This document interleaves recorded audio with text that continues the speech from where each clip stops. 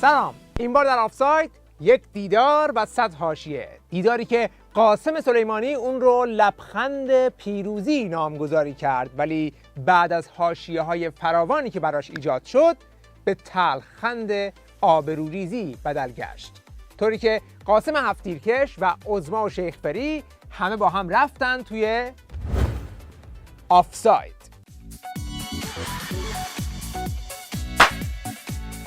سفر بشار اسد به تهران قرار بود اول خیلی سفر تاریخی و بی‌نظیر و استثنایی باشه. سفر رئیس جمهور سوریه به ایران را رویدادی بی‌نظیر و تاریخی خواند، رویدادی استثنایی خواندند. سفر غیر منتظره رئیس جمهور سوریه به کشورمان. البته این سفر غیر منتظره بود، ولی سفر یک رئیس جمهور نبود، یا بهتره بگیم با بشار مثل یک رئیس جمهور برخورد نشد. خب اگر بشار رئیس جمهور مقتدر و قانونی سوریه است و همه چیز هم اونجا به ثبات رسیده، پس چرا حداقل پروتکل‌های دیدار یک رئیس کشور رو هم براش اجرا نکردید؟ چطور 2 روز بعدش برای نخست وزیر ارمنستان که به تهران اومد تشریفات کامل از دم پلکان هواپیما تا گارد احترام، اسب سوار، ساندیدن، مارش و همه چی براش اجرا کردید؟ تازه محور مقاومت هم نبود. ولی بشار که نوچه جونجونی ولایته یک دفعه از سوریه از تو اتاق خامنه‌ای سر در آورد. اصلا نفهمیدیم با کدوم هواپیما اومد. شاید هم اصلا جرأت نکرده با هواپیما بیاد و از راه زمینی آوردنش. اگر همه چی باثباته پس چرا اینقدر مخفی کاریم؟ بعد در ثانی چرا به جز اتاق خامنه‌ای و اتاق روحانی هیچ تصویر دیگه‌ای ازش منتشر نکردند و به قولی بعد از 5 ساعت از همون راهی که اومده بود سریع فرستادنش دوباره رفت؟ نه کنفرانس مطبوعاتی، نه دیدار جانبی. بابا اینجا که دیگه تو خود تهرانه، از چی میترسید؟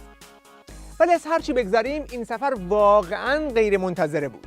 بیشتر از همه هم برای وزارت خارجه دو طرف غیر منتظره بود، طوری که بشار اسد پا شد رفت سفر خارجی، 1 نفر هیئت همراه با خودش نبرده.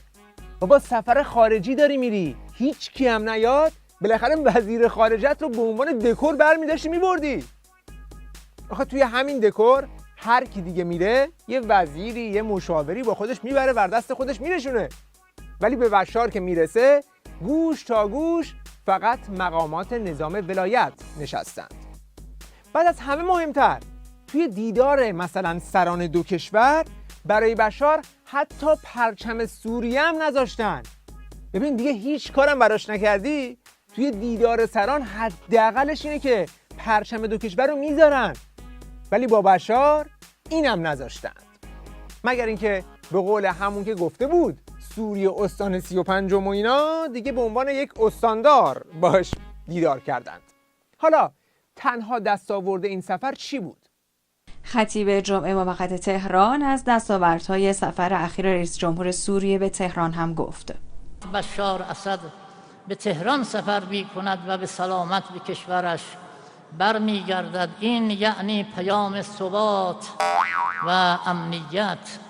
آها، همین که سالم برگشته خونه دیگه سقف دستاورده.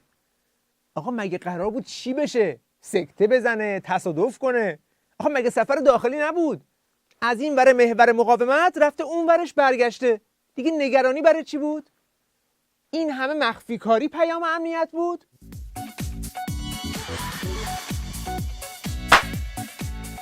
ولی همه اینها به کنار، پس لرزه اصلی این سفر با این عکس ها ایجاد شد. وقتی در دیدار بشار و خامنه کرسی که در همه دیدارها مال ظریف بود این بار با قاسم سلیمانی پر شده بود و به طور خاص در ملاقات بعدی با شیخ‌پری هم باز روی کرسی سوم قاسم هفت‌تیر نشسته بود و این چیزی نبود که ظریف بتونه تحمل کنه و همون شب قهر کرد و با یک پست اینستاگرامی استعفا داد. آقای ظریف وزیر امور خارجه در یادداشت اینستاگرامی از استعفای خود خبر دادند. سید عباس موسوی معاون سخنگوی وزارت خارجه در گفتگو با ایرنا اصالت این پیام و استعفای وزیر خارجه را تایید کرده است. ببینید تو یک مملکت چقدر باید بلبشو باشه که وزیر خارجه توی اینستاگرام شخصیش خبر استعفاش رو بده، اونم با یه عکسی و یه فانتی که به زور خونده میشه. بعد جواب رسانه حکومتی رو هم نمیده، طوری که اونا مجبور میشن برن از معاون سخنگوش بپرسن که این بالاخره شوخی کرده یا جدیه. ولی همین حرکت کافی بود که پرده از روی خیلی از اختلافات برداره.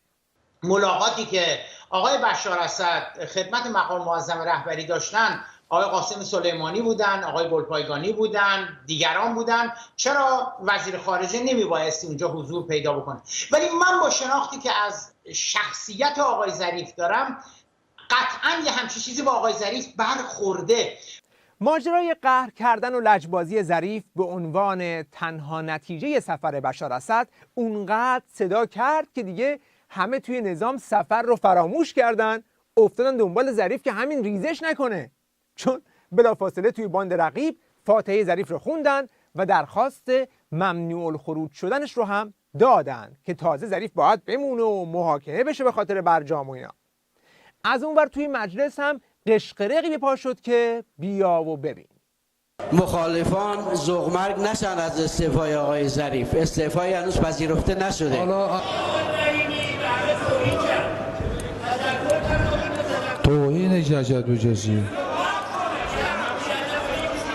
نه درست. اولا همش خلافه. نماینده نگفتم که گفتم مخالفان. خب حالا به هر حال به نظرم گفتنش هم درست نیست.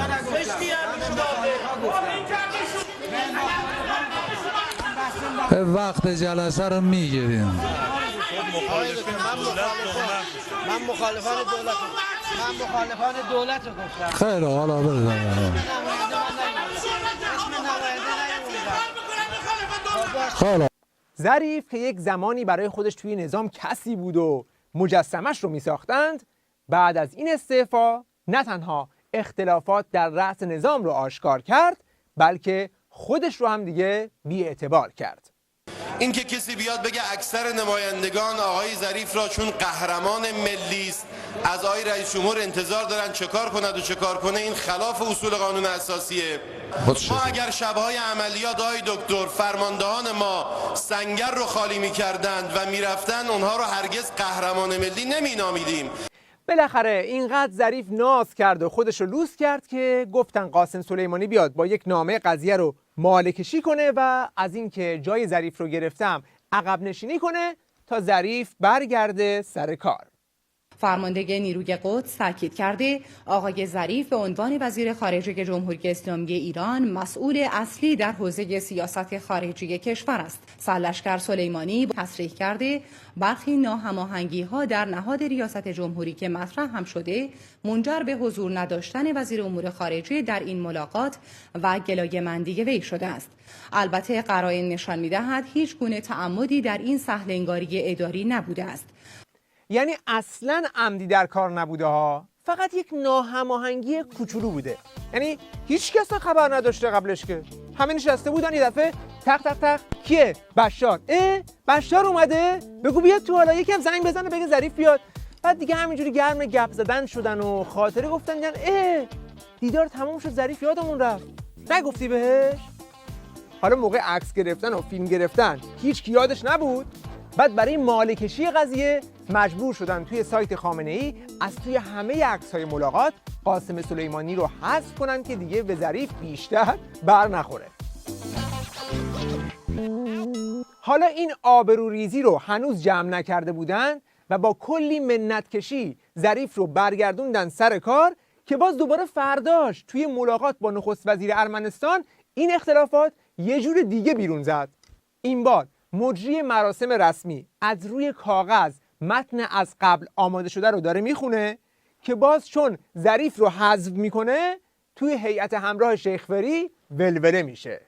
سند نخست یادداشت تفاهم همکاری میان سازمان ملی استاندارد ایران و وزارت توسعه اقتصادی و سرمایه‌گذاری ارمنستان از طرف جمهوری اسلامی ایران، سرکار خانم نیره پیروزبخت معاون محترم رئیس جمهور و رئیس سازمان ملی استاندارد و از طرف جمهوری ارمنستان وزیر محترم امور خارجه جناب آقای ذهاب مناتساکیان